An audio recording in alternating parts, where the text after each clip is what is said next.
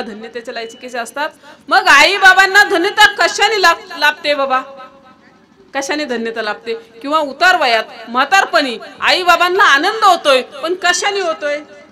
साधारणतः आपल्याला आनंद कशाने होतो? आपल्या पोराने 2 व्हीलरची 4 व्हीलर केली ना, आपण खुश। मग ती चोरी करून केली का लबाडी करून केली काय नाही पाहता, आपण केली ना ओके। किंवा 2 एकराची 4 एकर केली, आपल्याला फ्रेश वाटतं। 2 खोल्याच्या 4 खोल्या केल्या, भारी वाटतं। हा व्यवहार आहे, व्यवहारात बरं वाटतंय, पण परमार्थात नाही। परमार्थात कशाने भारी वाटतं ते सांगतात। कुळी कन्या पुत्र होती जे सात्विक, तयाचा हरिक वाटे देवा। जेव्हा सात्विक कन्या आणि सात्विक पुत्र जन्माला येतात तेव्हाच आनंद भगवंताला होतोय। 2 एकराचे 4 एकर केल्यावर नाही होत। आनंदाला भगवंताला आनंद होईल याच्यासाठी आपल्याकडे काहीतरी सात्विकपणा असावा लागतो। आणि कशाने प्राप्त होतं हे? कशाने प्राप्त होतं? सात्विक कन्या आणि सात्विक पुत्र। ते सांगतात गीता भागवत करीती श्रवण, अखंड चिंतन विठोबाचे। गीतेचं आणि भागवताचं श्रवण करतात आणि आमच्या प्रभू पांडुरंग परमात्म्याचं नामस्मरण करतात, तेव्हा आपल्याला आनंद होईल का नाही? भारी वाटेल आपल्याला। पण आपल्यापेक्षा खरा आनंद भगवंताला होतोय कशाने? गीता आणि भागवत या 2 ग्रंथांचं जर श्रवण केलं तर, आणि प्रभू पांडुरंग परमात्म्याचं नामस्मरण केलं तर, अशी जर सात्विक कन्या आणि सात्विक पुत्र आपल्या पोटी जन्माला आले ना, तर त्या मुलांच्यासाठी, त्या लेकरांच्यासाठी तुकोबराया सांगतात, तुका म्हणे मज घडो त्यांची सेवा, तरी माझ्या दैवा पार नाही। अशा सात्विक कन्याची आणि पुत्राची सेवा करण्याचं भाग्य जर मला लाभलंच ना भगवंता, तर माझ्या आनंदाला, माझ्या दैवाला पारावर राहणार नाहीये। हा अभंगाचा भावार्थ। विठ्ठल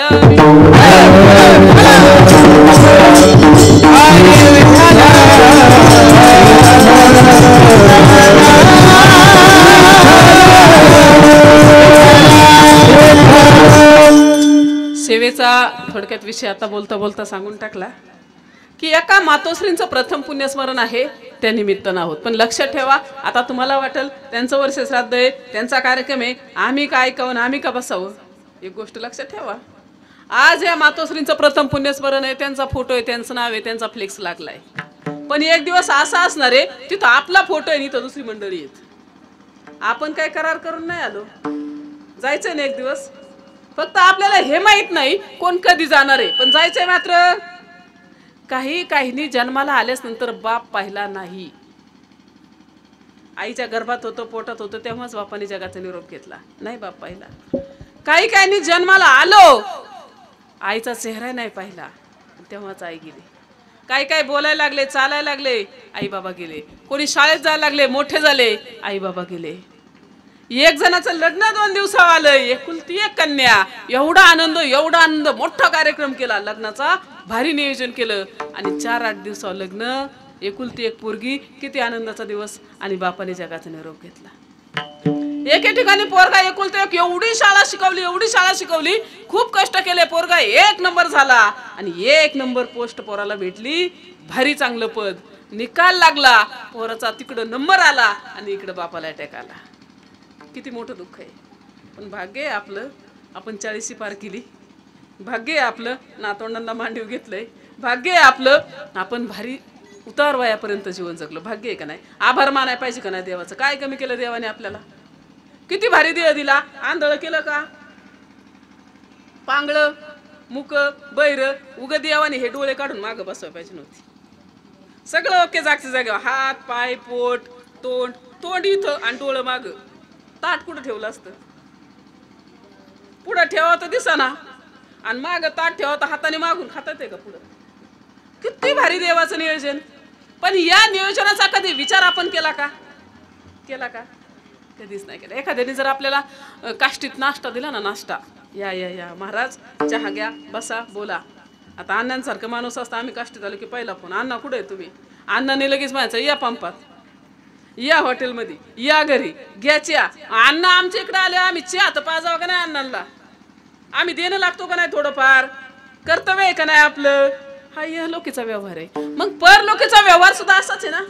ज्या भगवंताने भारी देह दिला, अनमोल किमतीचा, ज्या देहाची किंमत ठरू शकत नाही, ज्या देहाचं मोल होऊ शकत नाही, असा भारी देह दिला, त्याच्या बदल्यात देवाला काय द्यावं का नाही द्यावं? दिलं पाहिजे का नाही? आणि नाही देत तर किती इमानदार आहे आपण. बरं काय मागतोय भगवंत परमात्मा आणि काय द्यावं लागतंय? तेवढं सांगतात, भारी देह दिला ना अनमोल किमतीचा, एवढंच कळून घ्या, बाकी काही कळून घेऊ नका. हा देह जो भगवंतान दिला ना आपल्याला, हा देह नेमका दिला कशासाठी बाबा? देवे दिला देहा भजरा गोमता, देवे दिला देहा भजरा गोमता, देवे दिला देहा भजरा गोमता, देवे दिला देहा भजरा गोमता, देवे दिला देहा भजरा गोमता, देवे दिला देहा भजरा गोमता, देवे दिला देहा भजरा गोमता, देवे दिला देहा भजरा गोमता, कोया झाला फाटा, कोया झाला फाटा, बाधिकेचा बाधिकेचा,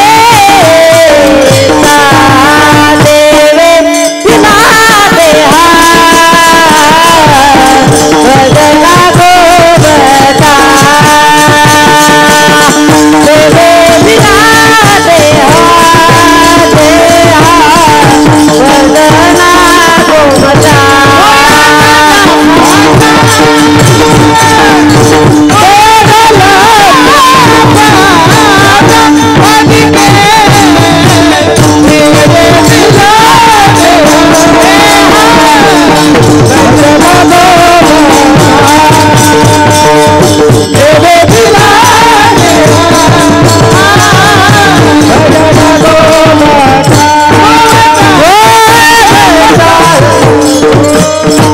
काय सांगितलं? इथं आल्यावर बी बरोबर तंबाखोला गाठीत. तुम्ही कसे बसता? बरोबर गांजेवाला पशी जातं, दारूवालंच गाठणार, पांढऱ्या कपड्यावाला पशीच जाणार, खाली मान घालायचं, माती उकरायची. काय खरंय बाबा? मेलं म्हणजे गेलं. काय संग येतंय? सगळं इथंच ठेवून जायचंय आणि गेले ना आपल्या डोळ्यात देखत. हा विचार कुठं? इथं येत तोपर्यंत. एकदा का इथून उठले, जागा सोडली, रोड क्रॉस केला, जैसे थे चला महाराजांचं काय मी सांगायचं, आपलं ऐकायचं, काढा तंबाखू. टाइमपास केला, टाइमपास. लक्षात ठेवा, कीर्तन हा विषय टाइमपाससाठी कधीच नसतो. प्रवचन हा विषय मनोरंजनासाठी कधीच नसतो. ते बोलतात, संसारी असावे असली नसावे, भजन करावे वेळोवेळा. देहाने एक नंबर संसार करा आणि अंतकरणाने मात्र भगवंताचं ध्यान करा, भगवंताचं भजन करा. आपलं चालू आहे का तसं भगवंताचं भजन, भगवंताचं ध्यान चालू आहे का? आता तुम्ही म्हणता परमार्थ करत नाही का, आम्ही भजन करत नाही का, आम्ही ध्यान करत नाही का? तुम्ही करताय, मला नाही म्हणायचं नाही, किंवा तुमचा आक्षेप पण घ्यायचा नाही. तुम्ही करताय, पण देवाला आवडेल असं करताय का तुम्हाला आवडेल असं करताय? बेसळ परमार्थ चालत नाही बरं का. दुधात पाणी इकडं चालतं, चिंगड्या खाली घालून कांदा विकायला इकडं जमतात, तिकडं नाही. क्वालिटीच लागते. शास्त्र शुद्ध परमार्थ लागतो, तेव्हाच भगवंताची ओळख होते. दिखावपणा नाही चालत. म्हणून सांगायचं तात्पर्य, तुम्ही परमार्थ करताय पण तो देवाला आवडतोय का याचा कधी विचार केला का? देवाला काय आवडतंय पाहिलं का? आपल्याला काय आवडतंय पाहिलं. आपल्या सुईसुईने आपण परमार्थ घेतला, आपल्याला ऍडजस्ट कसा होईल असा आपण परमार्थ केला. याला झिरो किंमत आहे. परमार्थ थोडाच करा, लक्षात ठेवा, सोप्या भाषेत सांगते, पण तो देवाला आवडेल असा करा. थोडाच दिवस जीवन जगा, पण आपला आदर्श कोणीतरी घेईल असं जीवन जगा. आमच्या ज्ञानदादांसारखे महात्मे वयाच्या 22व्या वर्षी जगाचा निरोप घेतात का नाही माऊली? वयाच्या 22व्या वर्षी जगाचा निरोप घेतात. नाथ बाबा व्हायची 62 वर्ष जीवन जगतात. नामदेव महाराज 82 वर्ष जीवन जगतात. स्वामी विवेकानंदांसारखे महात्मे व्हायचे 39 वर्ष 6 महिने 27 दिवस आणि 7 तास जीवन जगतात. चंद्र सूर्य असेपर्यंत त्यांची कीर्ती. आपलं काय? आपण 70 80 90 100 ओलांडले. आमच्या वाटेल फक्त एक फोटो, एकाकडे जन्म आणि एकाकडे मृत्यू. संपली आपली यात्रा. 2 महिन्याच्या आत आपला फोटो कुठतर धुळकात पडतोय. आपलं बरं इकडं कमीत कमी आज जर दे ठेवला ना, उद्या सावडतात. उद्या सावडलं की 5-10 दिवसांनी दहाव्याचा कार्यक्रम होतोय. बरोबर महिन्याला महिना आहे. श्राद्धाच्या टायमिंगला श्राद्ध आहे. आपलं बरं आहे जरा. पण जरा शहरात जा, तिकडं गर्दीत जिच्याकडं लय पैसा आहे तिकडं जा कधीतरी. त्यांच्या संग बोला, भेटा, बसा, कधीतरी बघा. काही दिवसापूर्वी तर मला एक फोन आला. म्हणले महाराज असा असा कार्यक्रम आहे. म्हणलं कसला कार्यक्रम आहे? म्हणलं 10व्याचा आहे. म्हणलं कधी आहे? म्हणले उद्याच्याला आहे. म्हणलं उद्या? बरं थांबा, मला वेळ आहे का पाहते. म्हणलं डायरी पाहिली, बघितलं, मला सवड होती, मी येते. म्हणलं येते. म्हणल्यास नंतर म्हणले महाराज तुम्ही येताय ना? म्हणलं हो मी येते, मला सवड आहे. पण बोलता बोलता राहावे ना म्हणून म्हणलं अहो एवढं लेट का नियोजन केलं? म्हणलं लेट नाही महाराज. अहो म्हणलं 10 दिवसांनी असतो ना 10व्याचा कार्यक्रम. उद्या कार्यक्रम आणि तुम्ही आज फोन करताय, मग लेट नाही झालं का? हा म्हणले तुमच्या पद्धतीने बरोबर आहे. पण म्हणले महाराज काल आमचे बाबा गेलेत, आज सावडले आणि उद्या 10व्याचा कार्यक्रम आहे. म्हणलं एवढी गाई का? एवढी गडबड का? आपलं माणुसकीच्या नात्याने बोललं. म्हणले महाराज एक जण अमेरिकेत आहे, एक जण दिल्लीत आहे, एक जण आणखी लांब आहे. मग 10 दिवस राहायला सवड कोणाला आहे? काल गेले तर आज सावडले ना उद्या 10व्याचा कार्यक्रम. म्हणलं असो, मला सवड आहे, उद्या मी येते. मग येते म्हणल्यास नंतर म्हणले मग तुमचं ते हे कसं? म्हणलं काय तुमचं देणे घेण्याचं कसं? मला जरा पार्टी बरी दिसली. एक अमेरिकेत, एक दिल्लीत, एक आणखी लांब. मला जरा बरी दिसली पार्टी. मी म्हणलं 20,000 देऊन टाका. म्हणले महाराज 20 सोडून 25 घ्या, पण सगळं तुम्हीच करा. म्हणलं सगळं तुम्हीच करा म्हणजे काय? म्हणले प्रवचनही करा, भातही शिजवा, ते काकांचं तुम्हीच बघा आणि कावळ्याचं तुम्हीच बघा. म्हणलं प्रवचन पण करू, भात पण शिजू, काकांचं पाहू, कावळ्याचं पाहू, पण हे कुणाचं करायचं? केला कधी विचार? साध्या घरातला माणूस बिल्डिंग मध्ये गेला, साध्या कपड्यातला माणूस स्टारच्या कपड्यात गेला, साध्या सायकलवरचा माणूस एसी गाडीत गेला, पण प्रेम राहिलं का? आपुलकी राहिली का? अजिबात नाही. व्यवहारातही प्रेम लागतं आणि परमार्थात सुद्धा प्रेमच लागतं. परमार्थ तुम्ही किती करा, 4 वेद 6 शास्त्रे 18 पुराणे, एखाद्याची मुखत गतेत, पण देवा प्रेम नाही. 0 किंमत आहे. रोज काकडा वाचतोय, खातो कोण काकड्याला तुमच्या? प्रेम जर नसेल तर. काय काय लोकांना दिखावपणाची लय सवय असते. गीता अख्खी पाठे, ज्ञानेश्वरी पाठे, गाथा पाठे, उलटा पाठे, सुईचा पाठे, पण नीट बोला ना ती माणसं संग. नीट बोला ना, कोणाला सांभाळूनच घ्याय ना, कोणाला सांगा ना बी नीट, शिकविना बी नीट, काय उपयोग आहे त्याचा? पंडित जरी असेल ना, पंडित 0 किंमत. ते सांगतात जाणे भक्तीचा जिव्हाळा तोची दैवाचा पुतळा. ज्याच्याकडे प्रेम असतं ना भक्तीत, तोच खरा भगवंताचा भक्त असतो. म्हणून आजही देवाकडे सगळं आहे बरं का. खूप काही कमी नाही. षडगुण ऐश्वर्य संपन्न भगवंता परमात्मा आहे, सगळं आहे देवाकडं, पण प्रेम कमी. प्रेम आजही आपल्याकडं सगळं आहे. तुम्हाला सांगते जवळचं उदाहरण. तुमचा चांगला कोट्यवधीचा बंगला आहे, भारी बायको आहे, भारी पोरं आहेत. संध्याकाळी तुम्ही दिवसभर काम केलं, संध्याकाळी घरी आलात. आल्यास नंतर तुमच्या बायकोला मला होय ग पटकन ताट कर, मला जेवण करायची भूक लागली. आम्ही लय साजूक तुपातला शिरा केलाय, बासुंदी केली, चांगली पुरी आहे, 1 नंबर ताट आहे, भारी 5,000 साडी घातली, 1 नंबर बायको आहे. तुम्ही घरात आल्या म्हटलं जेवण करायचे ताट कर. आम्ही ताट वगैरे आणलं आणि तुमच्या समोर आपटलं. हं गिळा. खाऊशी वाटेल का? साधी भाकरी असू द्या ना, साधी भाजी असू द्या, साधी साडी, आपली बायको साधी असू द्या, त्याच्यात प्रेम आहे का नाही? 2 घास 100% जास्त जातील. तसंच देवाचं बी आहे, सगळं काही आहे पण प्रेम नाही.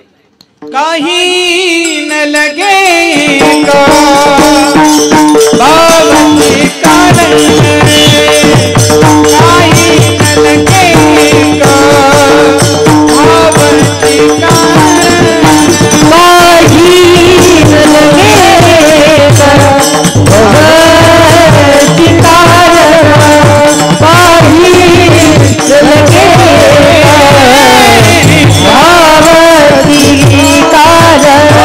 भगवती कारण.